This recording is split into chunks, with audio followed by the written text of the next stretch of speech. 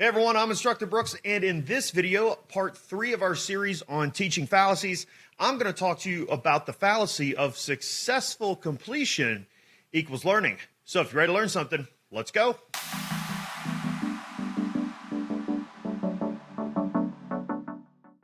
All right, guys, so what is the successful completion fallacy? Well, this is the belief that if a student has completed an assignment or task, that they have now mastered the material. This is false, and I have a prime example for you right now. You have checkoffs that you do to prove to CAPTE that students are proficient in all these different areas they have to be in, and you know that students will pass a checkoff, do it on the practical, and bomb it and not even remember the skill. So checkoffs are a prime example of the illusion that we feel like, oh, if students have it checked off, they must know the information. No, they knew it right then, but they won't know it later, and we'll talk about why that happens. But that's the fallacy. Just because you checked it off doesn't mean diddly squat, to be honest with you. So why does this happen? Well, one of the main reasons this happens is because classrooms tend to be very performance-based, or in this essence, grade-oriented. I'll be honest, I tell all the students when they start my program that don't worry about your grades because you're probably not going to get A's because it's super hard. And honestly, it doesn't matter because what matters is that you learn the material. Now, getting students to actually shift their mindset on that, whole nother story. But once you find students that are willing to appreciate the learning aspect versus the grade aspect, you see a huge difference in the way they tackle the class of the information. And what we want to do really is mastery-based, but the thing is we don't do this because we're very performance-based on the grades and the checkoffs. But mastery-based is a learning-oriented method of using teaching methodology to truly get people to learn and master the information. One seasoned educator wrote in his book on education, what's apparent in all of this focus on grades is that there's no real emphasis on learning, which is the true purpose of education.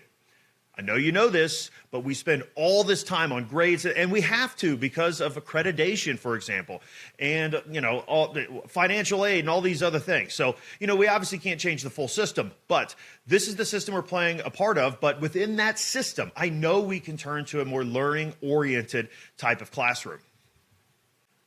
So why is focusing on grades a barrier to actual learning? Why can't you say, well, wouldn't you just learn if you focused on your grades? It's not that simple. Now, maybe you could. Maybe you did learn some stuff, but I guarantee you would have learned more in a learning-oriented classroom, or maybe you're just awesome. But most people are not naturally gifted at learning. It is a true skill, a true talent. So Harvard University published this article about why focusing on grades is a barrier to learning. Harvard posted this. And in the article, the author says, from my experience in the classroom, our current paradigm based on grades creates an environment in which students fear the possibility of failure. I see this all the time. Rather than focusing on the possibility of learning. Students are afraid to speak up, ask questions, and make mistakes for fear that it will impact their grade. And here, look at that last sentence. Students are afraid to speak up. We want students to be engaged. And in this case, they don't. And that's not good. They don't ask as many questions, which we know is important to learning. And they're not willing to make mistakes and take that chance because they're afraid it's going to affect their performance assessment, which is not good. And that's why it's a massive barrier to learning. So if you're someone who's like, oh, well, I was able to learn in this situation, I bet you did one, if not all three of those things. You spoke up, you asked questions, and you didn't care if you made a mistake. You at least did one of those three things, maybe all of them. But most people will not do that. So I talked about this kind of at the beginning, but why does this whole system of performance-based assessment fail? And the checkoffs are my example. And here you go. Here is the vicious cycle, and everyone can relate to this personally, but especially if you're an instructor with your students. What do students do? Number one, they cram the information. A lot of times it's a 3-hour lecture that they try to cram into their head. And then whatever they do, they try to memorize in the short term only, not making connections and not really being able to apply it to anything, but just memorizing these bits of information. They regurgitate it on a test or a practical or for a checkoff. This is the successful completion. And then they forget it. If you're an instructor and you say students just do a brain dump or forget information after the test, then you know exactly what I'm talking about. So why does the forgetting happen? Well, because of the forgetting curve. And this is just the way our brains handle information that we don't continually give attention to and haven't truly learned. So the forgetting curve, if you look here, pretty easy. You see that at the very beginning of learning something, you could probably recall about 100% of it because you were just told it. So it's in the immediate or working memory, the first 60 seconds of memory. But within 2 days, look how that drops down to maybe 25%. So in 2 days, you've lost 75%. And then after that, it kind of trails off. You lose it slower, but there's less to lose. Think about this. How many of you have watched a movie that's a 2-hour movie? If after that movie, and I'm talking immediately after that movie, I sat you down and said, okay, write out 5 paragraphs of what that movie was about, you probably have a hard time doing it. People watch a movie, they leave the theater, they talk about a couple scenes they liked. You compile all those scenes. Maybe that was 6 minutes out of a 2-hour movie. Now give yourself 2 days to talk about that movie, right? So the forgetting curve is real in real life and in the academic setting, which is also real life. So the forgetting curve is our actual enemy here in this situation. So do we have a weapon to combat it? Of course we have a weapon to combat the forgetting curve, and it's mastery learning, not performance-based learning. Because here's a better cycle. Look down here in the corner. Practice with feedback. Feedback is central to mastery learning. So look at this cycle here. You have instruction, so the information harvesting. You got to have the information. Students practice, whatever that looks like, whether it's lab or your lecture material, and then feedback. And what I want you to understand about this too is that this circle doesn't happen like in a week, for example. It happens 16, 20, 25 times in a day.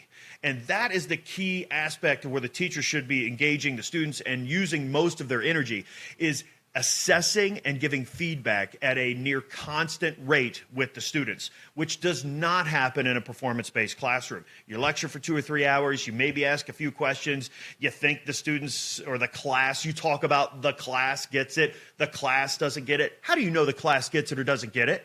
You've let a few of the kids who process fast raise their hand and answer, and that determines that's the way you do the assessment? No, I don't think so. That's not appropriate. So what we need for mastery learning is deliberate, repetitive practice and frequent, I'm talking frequent feedback. That's what gets you your mastery learning, not waiting 2 weeks to take an exam of multiple choice and then say, well, I guess so-and-so doesn't know it, or they do. No, that's not the way to do it. All right, Brooks, so you've told us all this stuff. So how do we shift from grade-oriented to more learning-oriented? Obviously, we can't change a lot of the certain aspects of what we're dealing with in education, but we do have control over one thing, and that is our classroom. So what do we need to do? It comes down to the way we assess. So it's formative versus summative. I'm going to talk about summative first. Summative assessments are your traditional quizzes, like your exams, your midterms, your practicals. Students spend a week, 2 weeks, 3 weeks preparing for something with information. They take a test, boom. The boards are the prime example of a summative assessment. Formative assessment doesn't happen nearly as much. Now, I know some teachers think, well, I do what you're about to say a bunch. Do you? Because I bet I do it more than anyone else out there, because I do it. Every student gets probably, I'm serious, 50 assessments from me a day, okay? So what is a formative assessment? A formative assessment is where you right in the moment assess the student and you give them feedback. Don't just assess, you give them feedback so you can correct something immediately. So let's just dive a little deeper into each type of assessment so you can be clear about the difference between formative and summative. So remember, summative assessments are the central focus being the outcome, being the grade. And these generally are a way of evaluating things. That's why it says generally evaluative. But what they don't do is help us diagnose the problems, okay? And that's the big difference. So a formative assessment, the central focus is feedback. So we have to have ways to assess so that we can give feedback. This is much more diagnostic in its approach, and this is what really will help us find the gaps in a student's knowledge, where they're making a mistake, so we can correct it immediately versus letting them think about something incorrectly for 2 weeks. How stupid is that? To let somebody think about something wrong for 2 weeks, find out on the performance-based exam, and now their grade suffers and their confidence suffers, and they still don't even know it. So what was the point of that failure?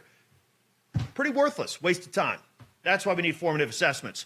So the main formative assessment I use, and what I like to call this, is I want to see the student's cognitive code. And I have a lot of different strategies for me to see their cognitive code. But an example of this would be, we've all had, well, I mean, who knows now, like, depending on what type of math class, but I remember in traditional math classes, we always had to show our work so that even if we got it right, the teacher could say, I don't know how you end up getting -2 as the right answer, because all your work is wrong. Like, I don't know how you got there. And I tell students all the time, even if they get something correct, they need to make sure they understand why it's correct. And if you have them start to explain it, sometimes you're like, oh, you just got lucky. Okay? So you have to be able to read the student's cognitive code. So you must have assessments that let you read their cognitive code. All right, so what's the call to action? What do I do? Well, here's what you really need to do. I've been teaching for over a decade. I've been mixed in with practicing PTA, and I've been doing teaching PTA students specifically since 2017. And since 2020, where I've really tried to change the focus of the classroom, I've been working for over 3 years by the time of this video with myself and my entire team to transform my classroom and now your classroom. So if you want to transform your classroom and start that transformational process, you need to go to www.instructorbrooks.com, where you're going to see this. If you scroll down just a tad, click the button that big red arrow goes to, and let's start the transformation. And with that, catch you in the next video.